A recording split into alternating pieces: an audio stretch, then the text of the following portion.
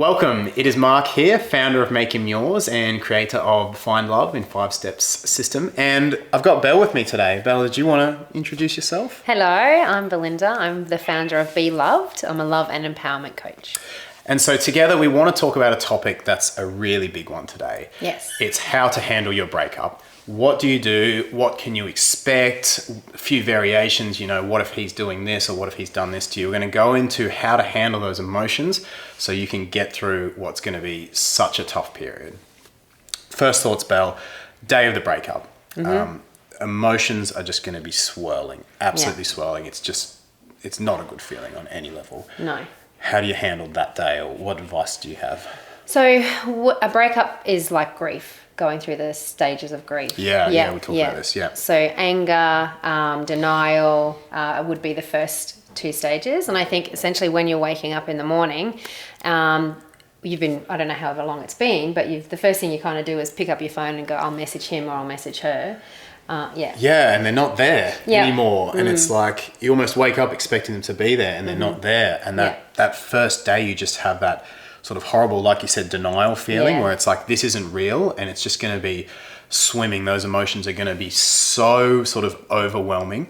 A big thing I always say with those emotions is don't fight those emotions. You have to accept them, let them wash over you, and expect it as part of the process. It's so normal to feel that. Yeah.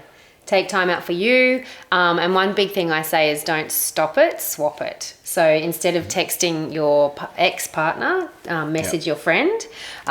Make plans with your friends. Find out, touch on those hobbies that you were really, really enjoying in the past that you might have stopped doing because you had a new partner. Yeah, so finding yourself. Yeah, I always say, I certainly found, I don't know if you found this, in my own breakups, the first couple of days, at least, it was hard to find myself and get back into who was me. As time went on a little bit more, I had a little sort of better time with that. Has that been an experience of yours? Yeah, and I think the movie, the Sex and the City movie, where Carrie, you haven't seen that one? terrible dating coach. What are you doing? Where we go to get married, Big and Carrie go to get married, but then he doesn't turn up, etc.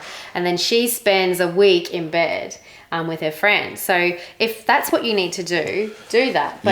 But also don't give yourself a cut-off time, I suggest. So that's good advice. Yeah, so don't let it take over your life. Yes, yeah. Embrace it and don't let it take over. So if you want to eat ice cream and watch Sex and the City, do it. Do that. Go out with your friends. If you want to go dancing, do that. But you have to, as you said, embrace the emotion, acknowledge it for what it is, and then move forward and go at the pace that you feel best for you. And you're going to need some morning time. I think it's almost not healthy to go out with your friends the night of the breakup and try and sort of swap away those feelings. I think there is that morning time, I think, where you need to absorb what's happened because you're going to be in that denial and you've got to really let those emotions wash over you for just that little period. Only you will know what's right for you. But there is that little bit of morning time, I think, before you, as you say, go back into yourself. And that's when you really sort of use the breakup as a growth opportunity. And I think a lot of us, we all sort of look at our breakups as, in the end, later on, once it's all said and done, is some of our biggest growth experiences, a time where we grow the most. And after you've had that little morning time, that little time to sort of get over the immediate slam on your emotions, that's when you can use it to catapult into the new you. Yeah, absolutely. And I also think that a lot of us will get, as I said, let it take over our lives. So when you're going to work, one strategy I educate is when you're walking into the door at work, for example, just switch it off. You're not there to, you're there to focus work and focus on that, which is it's positive in 2 ways.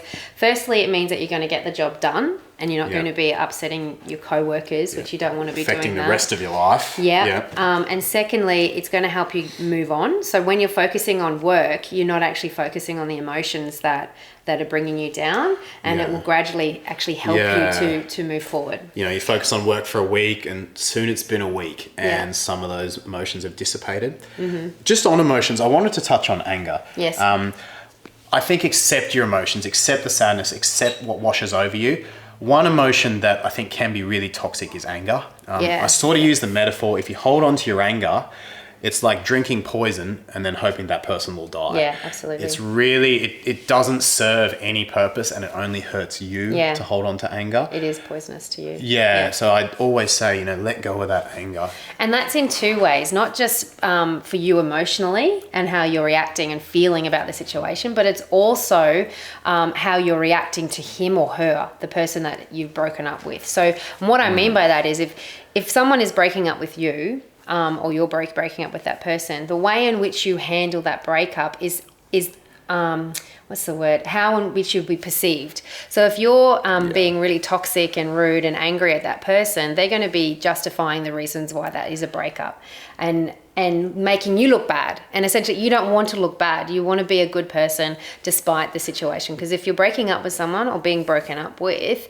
it's a hard situation to be in. Yeah, and I think especially if you have kids, this is a big one. If you have kids, you've got to be a role model for those kids in that situation. So no matter how sort of toxic the other person's being, no matter how much the other person's bringing it down, saying terrible things, you've really got to be a role model for your kids in that situation and break up with someone the way you would want them later down in their life to handle a breakup, because you are role modeling everything for them about a breakup right there in that moment. Yeah. And no matter how much hurt or anger or angst there is in that end moment, uphold yourself, like keep yourself in high stead. Don't bring yourself down to that level. Stooping to their level. Yeah, because then they're justifying the breakup.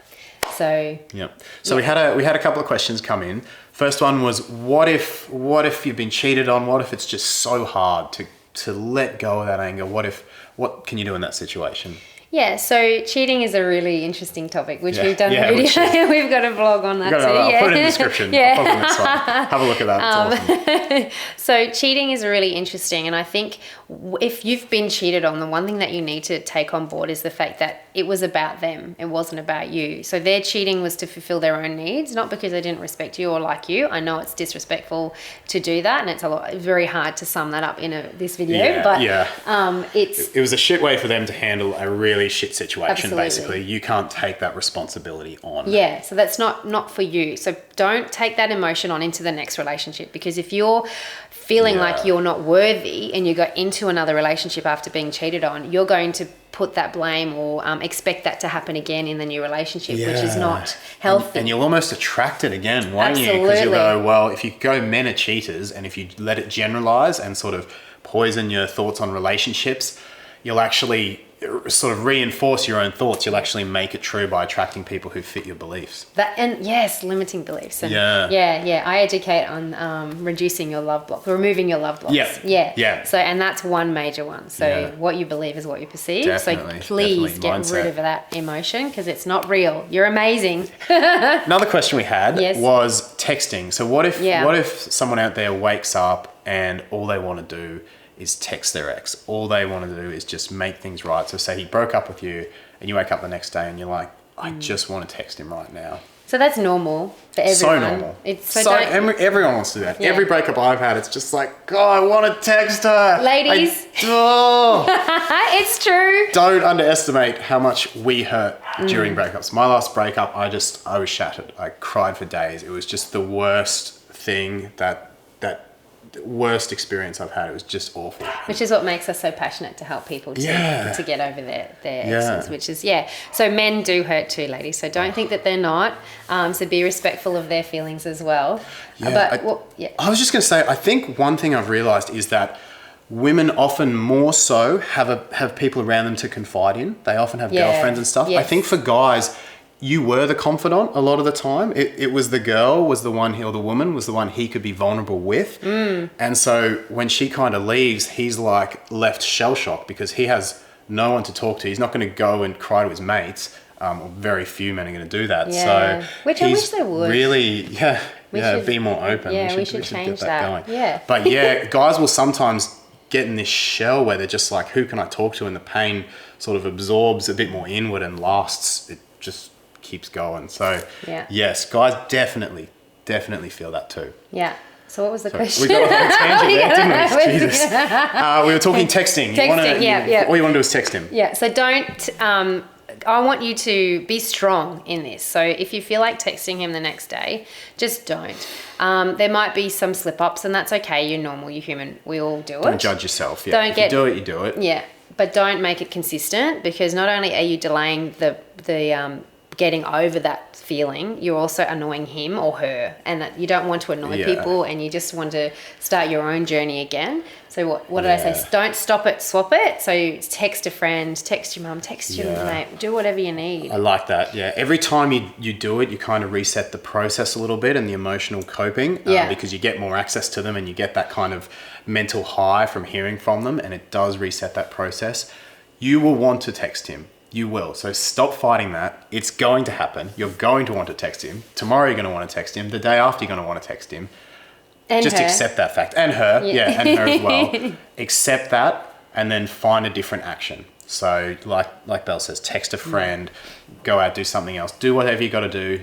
Want to text, sit there wanting to text him, just don't pick up the phone. Go on Facebook and watch a nice video, or ice do cream something. And Sex and the City movie. Yeah, we're going to bring out our own breakup. Breakup ice cream, remember? Yes. Breakup only ice cream. It's going to be good. And what if he what if he's getting the text messages? How do you handle that? Was that another question? I think the question was if you're receiving text messages. Yes. Yeah, it was coming in, so your ex keeps texting you, sort of wanting you back. This is a tricky one because your instinct is always to want to reply. You want to reassure them. Not for everyone. No, that's true. Okay. Some people can be sometimes really actually, sometimes like it's that. really, really painful. Yeah. That's true.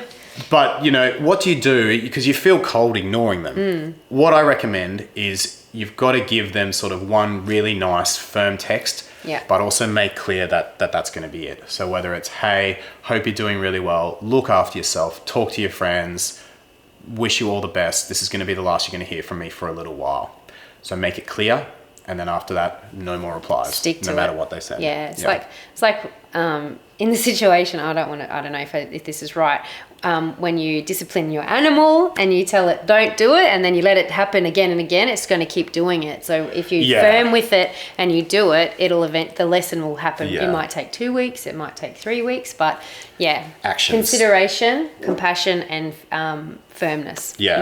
Actions always speak louder than words, and the action of not texting after you send that nice but firm text speaks louder than any verbal reply or text reply you can give him. Absolutely. That's right. We got a question from Sam who said, what if you broke up with them and you're second guessing?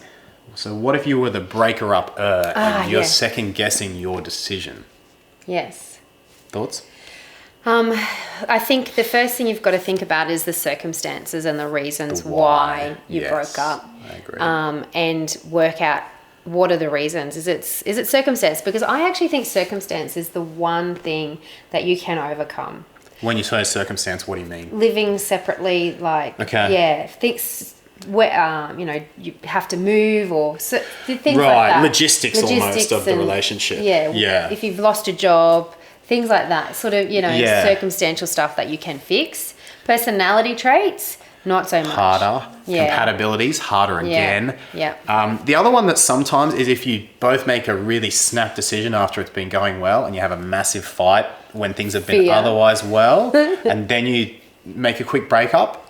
If it was kind of an off the cuff and it wasn't something that was brewing, then you probably don't want to break a good relationship because of one dumb argument. So that might be another reason. But then I, on that note, if that person, for me, for example, if I was dating someone that did that, I would then consider, do I want to get back with that person? Because if they're going to be so quick to make a snap decision over something so petty. Yeah, I agree. I think in Sam's instance, she was the breaker-upper. So I was sort of referring in Sam's situation, where she's done the breaking up. Yeah. I would say, look, that might be one where you want to go, okay, have I done the right thing? Yeah. But I think that's a great point. If you have someone who's breaking up with you on a single whim or a single argument, that's something that's something they're going to have to really deal with, I think. And it'll be reoccurring. It'll happen quite a bit. There's some people who will, whether it's talking to a relationship psychologist or something like that, who will work on themselves and can look at the underlying reasons why, one little thing and it all explodes.